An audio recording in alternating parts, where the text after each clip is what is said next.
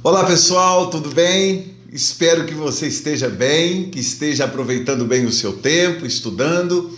De minha parte, é um prazer enorme estar na sua companhia para estudar filosofia. Nessa videoaula de hoje, nós vamos fazer uma pequena introdução, algumas considerações gerais, na verdade, sobre a filosofia de Aristóteles, ok? Vamos trabalhar então. Bom, eu começo contextualizando um pouco Aristóteles. Quem foi, em que época viveu, qual é a atmosfera dentro da qual Aristóteles desenvolve a sua atividade filosófica. Primeiro dizer a você o seguinte: Aristóteles foi discípulo de Platão por aproximadamente 18 anos, quase 2 décadas, né? Era considerado pelo próprio Platão como uma mente super brilhante. Platão admirava muito o discípulo Aristóteles, inclusive teria feito comentários públicos a respeito desta admiração. Ocorre, contudo, que após a morte de Platão, aconteceu lá dentro da academia uma pequena divergência política, na verdade, uma divergência de opiniões. E isso acabou levando Aristóteles a ser compelido a sair da academia de Platão. Ele foi embora, viajou por alguns lugares e alguns anos depois retornou a Atenas, mas ao voltar para Atenas não frequentou mais a academia de Platão. Ao contrário, fundou a sua própria escola, chamada de Liceu. Aristóteles viveu aproximadamente do ano 384 ao ano 322, aproximadamente nesse período. Bom, primeira coisa importante para nós hoje é nós entrarmos no universo aristotélico, e para isso eu didaticamente uso uma estratégia que é a seguinte: em que a filosofia de Aristóteles se diferencia da filosofia de Platão. E aí a gente vai se deparar com uma questão super interessante, porque há uma divergência muito significativa e importante entre a filosofia de Platão e a filosofia de Aristóteles. Que divergência é essa? A divergência está centrada na forma como eles olham a realidade à nossa volta e, consequentemente, no modo como compreendem a construção de um conhecimento seguro sobre essa realidade. Porque, para Platão, a realidade está dividida em duas dimensões, que ele chama de mundo inteligível e mundo sensível. O mundo sensível é acessível aos 5 sentidos. O mundo inteligível é acessível à racionalidade. O verdadeiro conhecimento sobre a realidade que está à nossa volta é alcançado por meio da razão, portanto, ele é típico do mundo inteligível. Isso nos leva, inclusive, a dizer, primeiro, que Platão é dualista, porque ele trabalha com essa realidade dividida em 2 dimensões, e é idealista. Entre essas 2 dimensões, a ideia sobrepõe-se à realidade ou à dimensão sensível. Aristóteles, primeiro, ele entende que a realidade não é dividida dessa maneira. A realidade é una. Portanto, o conhecimento da realidade vai ter que lidar com uma realidade que não é dividida. E essa realidade que não é dividida, estrutural e essencialmente dividida, é uma realidade acessível primariamente aos sentidos.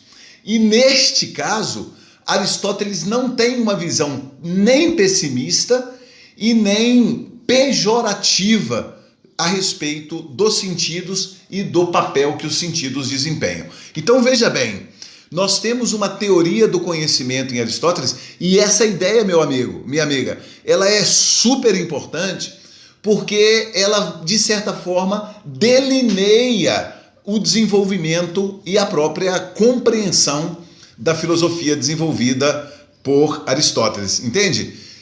Daí a gente vai compreender que, na visão de Aristóteles, o conhecimento é sempre da realidade que está diante de mim e que pode ser por mim experimentada, né? Eu tenho aqui nas minhas mãos um marca-texto.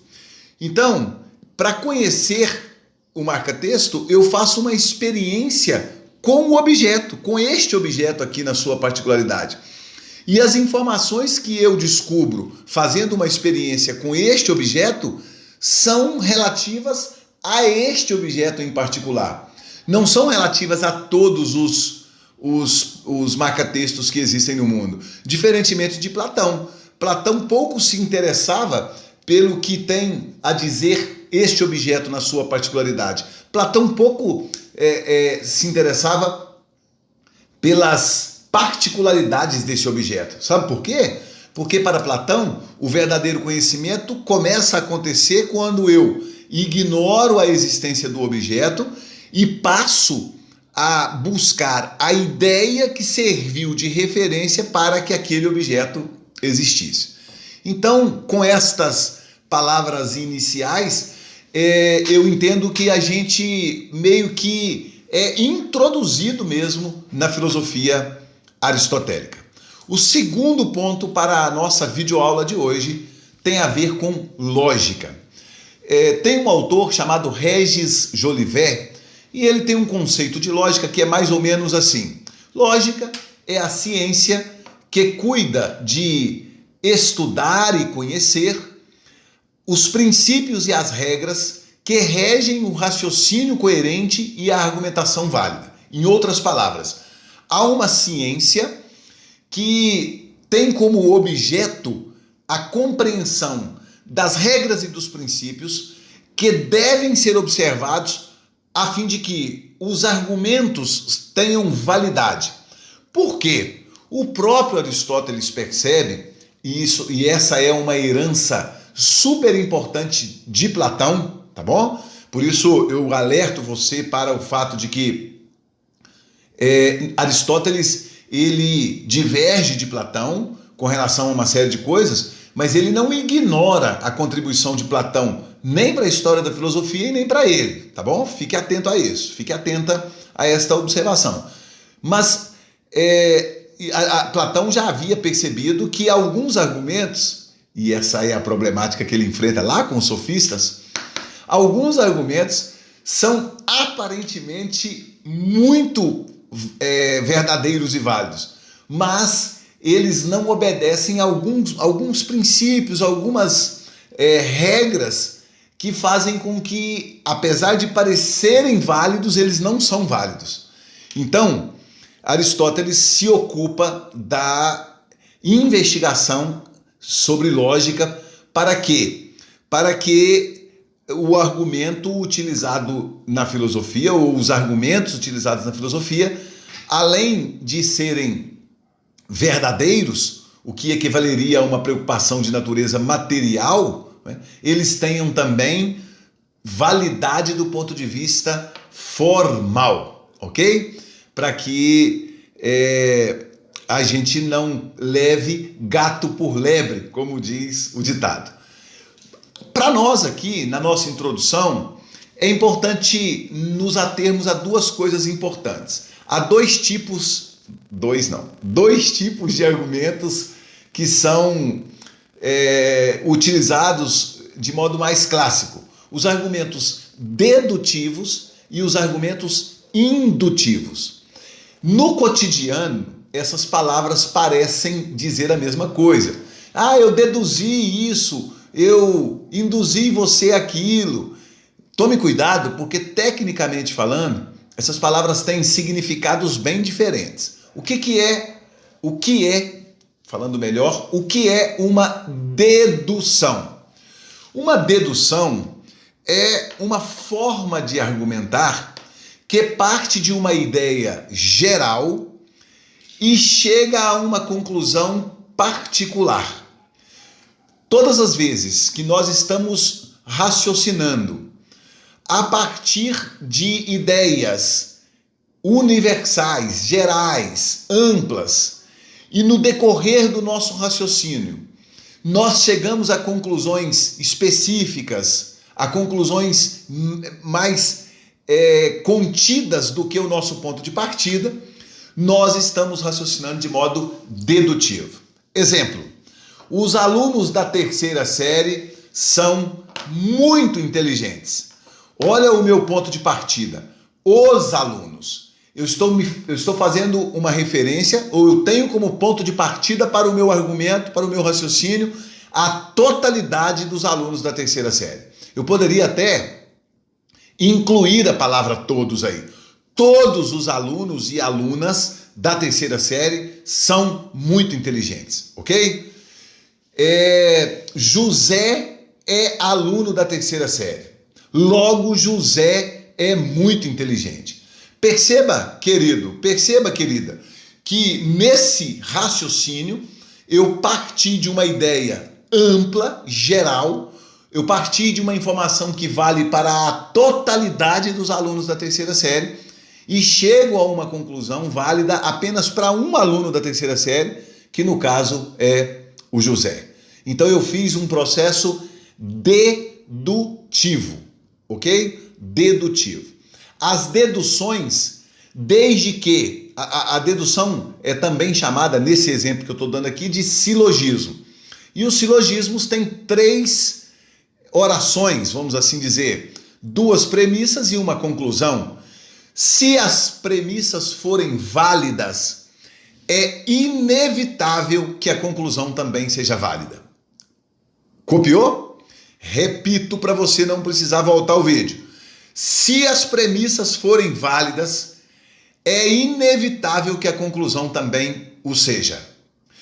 Todo homem é mortal. Essa é uma premissa válida? É. Todo ser humano é mortal. Claro que é. Conhece algum que não seja mortal? Não, até hoje não conheço. Todos os seres humanos são mortais. Ah, legal. Sócrates é ser humano. É? Ah, é sim. Sócrates é humano. Logo, qual é a conclusão? Sócrates é mortal. Considerando que todos os seres humanos são mortais e considerando que Sócrates é humano, não tem outra conclusão válida, confiável, senão a de que Sócrates é mortal. Então, quando nós estamos raciocinando nesse funil virado com a boca para cima, onde eu parto do mais amplo e chego no específico, eu parto do geral e chego no particular, eu estou trabalhando com o que nós chamamos de dedução, ok? As deduções, repito, são 100% válidas, as conclusões das deduções são 100% válidas, desde que válidas as premissas. Por outro lado, é possível também raciocinar de modo indutivo. E o que é uma indução? A indução faz o caminho contrário ao caminho da dedução. A indução, ela analisa situações particulares, ela observa e cria constatações em situações particulares e mediante algo que é comum nessas situações particulares, atribui aquilo que é comum às situações particulares a uma realidade geral ou universal. Então eu vou dar um exemplo. Vou dizer assim, João é aluno da terceira série e é muito inteligente. José é aluno da terceira série e é muito inteligente. Maria é aluna da terceira série e é muito inteligente. Joana é aluna da terceira série e é muito inteligente. Aluno N é aluno da terceira série e é muito inteligente. Logo, os alunos da terceira série são muito inteligentes. Veja que eu fui constatando em situações particulares, em seres particulares, uma característica. Qual é? A de que todos esses examinados são muito inteligentes. Só que eu não analisei todos os alunos da terceira série, eu analisei vários. Com base na análise de muitos, de vários, eu concluí algo que é geral. Aí você já está batendo a charada. Enquanto as deduções, desde que válidas as premissas, são sempre válidas, enquanto nas deduções, desde que válidas as premissas, as conclusões são sempre válidas, nas induções, as premissas são válidas, mas as conclusões são apenas prováveis. A indução trabalha sempre no campo da probabilidade. Entende o que eu estou dizendo? Portanto, ela tem sempre uma margem de erro. As duas formas mais comuns de indução são a indução por suficiente enumeração, que é esse exemplo que eu acabei de dar. Eu analiso um número suficiente de situações particulares e depois que eu já tenho um resultado que me dá segurança, eu atribuo aquela informação ao geral. Esse modelo de indução é chamado de indução por suficiente enumeração, e existe a indução por analogia, que é raciocinar analogamente. Alguma coisa que está ou ficou compatível com esta situação ficará compatível com todas as outras. Tem um exemplo que a literatura sempre cita, e eu compartilho com você porque me parece muito interessante. É o exemplo que no nosso dia a dia, no nosso cotidiano, você chega tossindo perto de alguém e aí a pessoa fala assim: toma própolis porque é muito bom. Eu comecei a tomar própolis quando eu tinha, já tem uns 2 anos, e desde que eu comecei a tomar própolis, a minha alergia acabou, ou eu nunca mais gripei, essa minha tosse, a tosse que eu tinha acabou. Esse raciocínio é um raciocínio indutivo por analogia. A pessoa está dizendo: aquilo que funcionou comigo vai funcionar com todo mundo. Aí, é claro, é sempre um raciocínio de probabilidade, ok? A gente, nessa introdução, não adentra nas regras do silogismo. A gente tem 8 regras para os silogismos, as 4 primeiras sobre as premissas e as 4 últimas sobre os termos do silogismo, ou vice-versa. E a gente tem alguns princípios. Na verdade, a literatura trabalha basicamente com 3 princípios. A gente não explora isso nessa introdução. Talvez num outro momento nós possamos aperfeiçoar um pouco essa compreensão, né? Que extrapola um pouco a ideia mais introdutória de lógica, ok?